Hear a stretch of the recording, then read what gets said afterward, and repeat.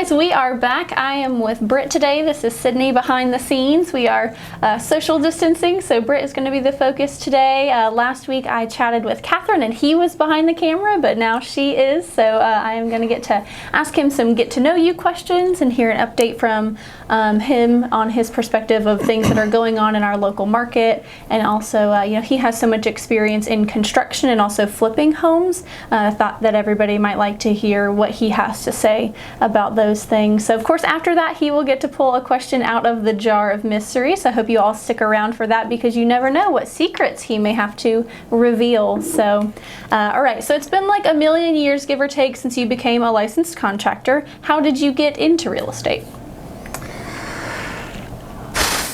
I was with Catherine. I was in the building industry, site development for 15-20 years in Buckhead, so we were building estates, so a single project might take years, but I was involved in that, had a few different companies with a few different services down there, and I sold in 2012, and Catherine and I were already married at that time, and we didn't really know what we wanted to do in real estate. We had the real estate crash of 2008, and it was just starting 2012 to turn around. And we started buying houses at the courthouse steps for cash and renovating them, and we learned a whole bunch of lessons. As I said, I started mostly with site development, and that's a mouthful what we really did, but not a lot on the inside of homes. And so we started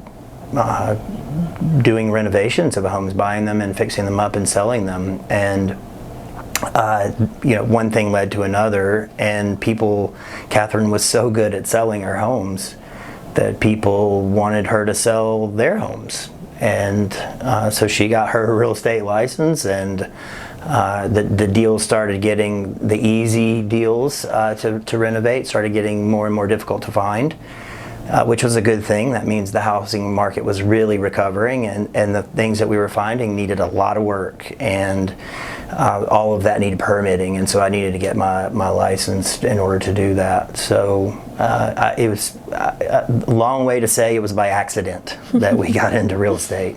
Yeah. Well, awesome. Well, we're going to talk a little bit about new construction and resales, but let's talk a little bit about new construction first. Okay. So what should a buyer know going into buying a new construction home these days?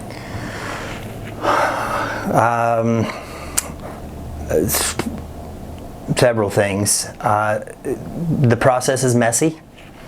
If you're buying a house that's already built and is brand new, is on the market, that's a different thing. Even those will have some challenges that you may find after you move in. Nail pops, different things. Houses are settling. There are going to be some things that may have been missed, and the builder will make it right. If you're working with a reputable builder, they're going to make it right. But if you're buying a house, the pre-sale, as they call it, where you're going to go through the building process, that's a messy process, and it's weather dependent. Sometimes finishes aren't available. Finishes change through the process.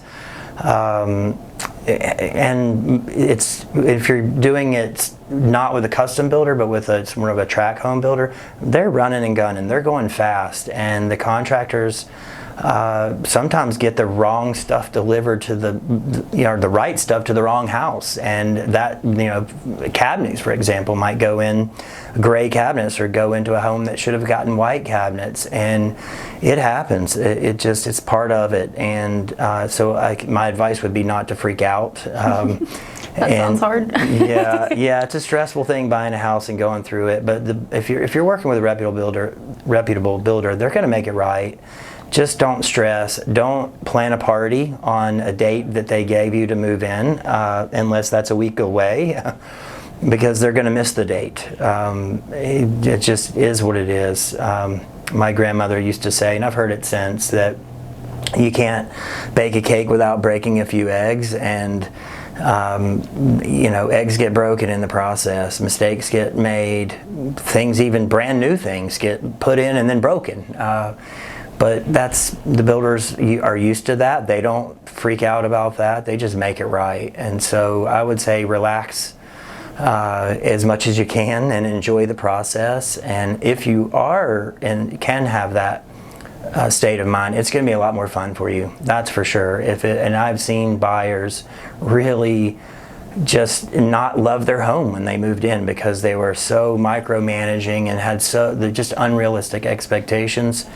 And I understand, they wanted everything perfect, but it got perfect. But the process wasn't perfect, and that can ruin it for you. So be relaxed in as much as you can and enjoy, if you can, enjoy the process. Okay. So what is something, we're going to switch to resales and your experience with flipping numerous homes. What is something that the house flipping shows on TV never really share about or get right?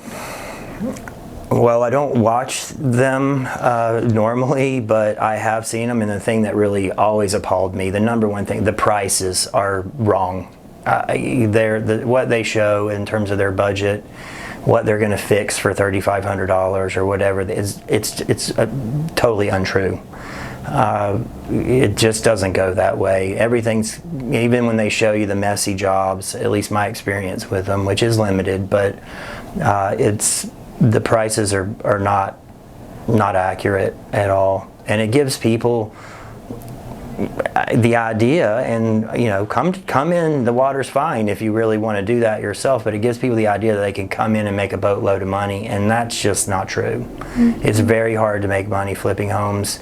It's possible, but there's sweat equity. You got to do a lot right. You don't have the same leeway that these tract home builders and the new home building process have. You have to get it. Your timelines have to be perfect. You can't make mistakes because the margins are very, very thin.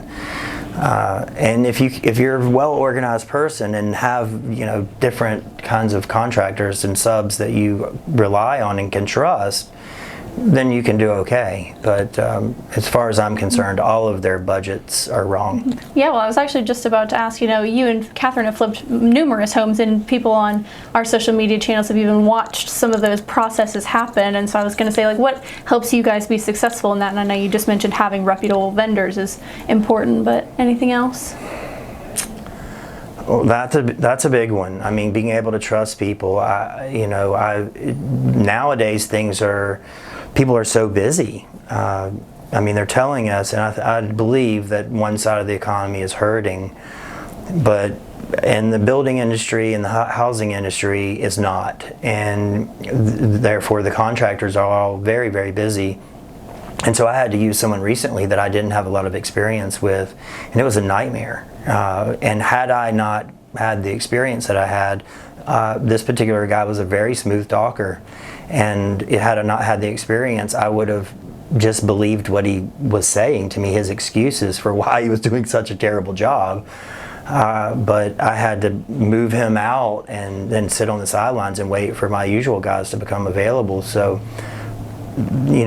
having the knowledge, is that's an indirect way of saying, how do you hire reputable people if you don't have the knowledge of what to expect? So that would be it. Know good people and know what you need to know. Yeah, definitely. It's all about who you know. All right, so on to the fun stuff. The real question that I had Catherine answer last week and that everybody wants to know. I know even people on our team are like, they see each other. Catherine and he eat, sleep, kayak, travel, and work. How do you guys do that without killing each other? We like each other, I think, is the bottom line. That's a good thing. We like each other.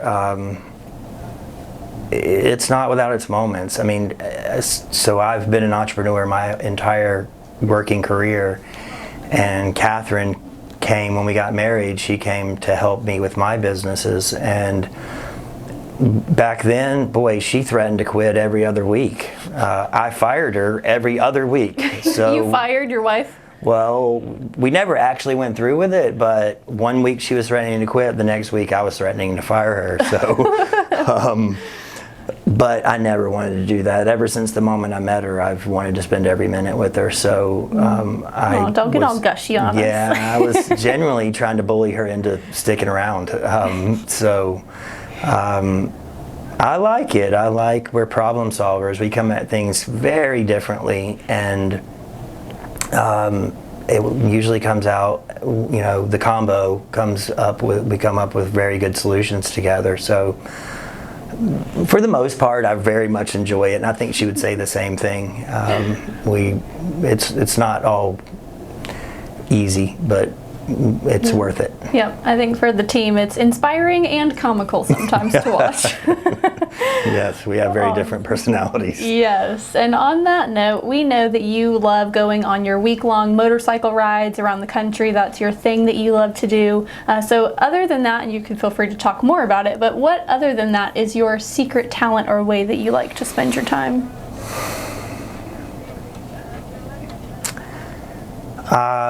Anything two wheels, really. So I raced mountain bikes I've been an athlete really my whole life, mostly individual sports. So I played tennis, and then got into cycling and mountain biking, and always had an infatuation with motorcycles. So anything two wheels, but I really I can mountain bike right behind my house.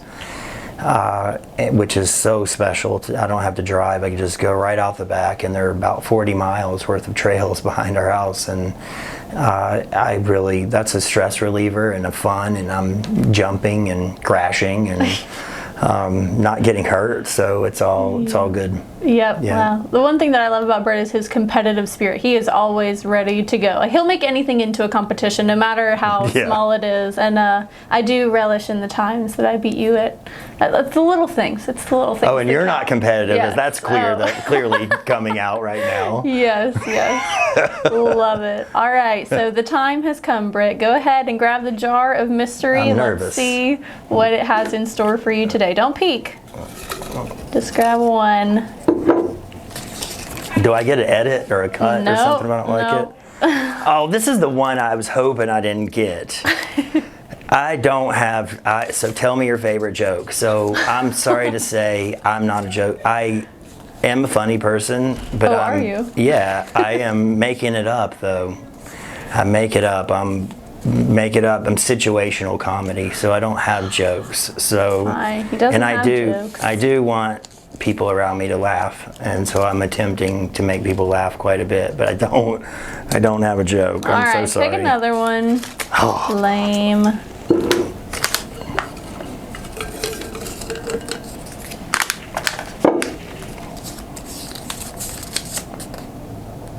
Ooh, what's your favorite place on earth? The mountains.